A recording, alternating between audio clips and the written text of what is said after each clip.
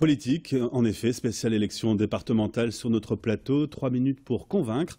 Nous sommes aujourd'hui dans le canton de l'Île 2 avec nos nouveaux invités qui viennent de s'installer. Merci d'accueillir Martine Roussel-Vanet et François Dessène, le remplaçant de Émilien Decante, qui je suppose travaille ce midi. Et donc vous êtes le remplaçant sur les listes. Vous représentez le Front de gauche et vous avez 3 minutes à présent pour convaincre. Merci. Bonjour, donc Martine Roussel-Vanet, jeune retraitée de la fonction territoriale, mariée, 2 enfants, 3 petits-enfants, marquoise. Ma candidature s'inscrit dans le prolongement de mon activité municipale.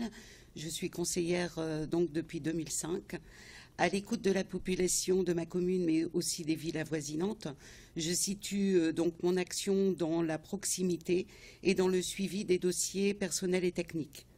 Donc je tiens à excuser mon binôme Émilien Decante de Mouveau, donc qui est retenu par ses responsabilités syndicales dans le domaine de la santé et de la protection sociale. Je m'appelle François Dessène, j'ai 49 ans, je suis marié, père de 3 enfants. Je suis enseignant-chercheur à l'Université de l'Ain où j'ai aussi une activité syndicale.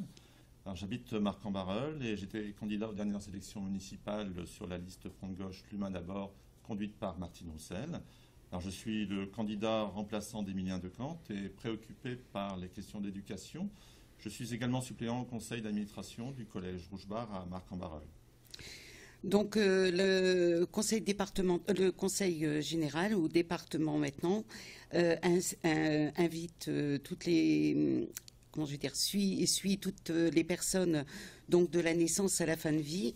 Il accompagne effectivement tous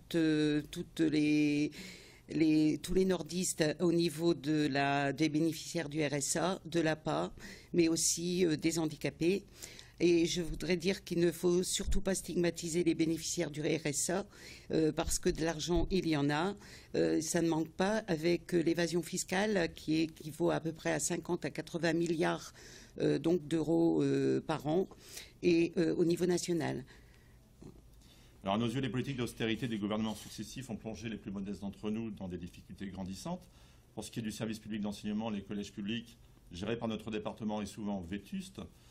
Ces collèges font les frais du désengagement de l'État avec une réduction dramatique du nombre d'heures d'enseignement, des postes d'enseignants et aussi de l'accompagnement éducatif, tandis que notre canton fait la part belle aux établissements privés. Par exemple, plus d'un écolier sur 2 à Marcq-en-Barœul fréquente une école privée et sur Bondues, on ne trouve pas de collège public.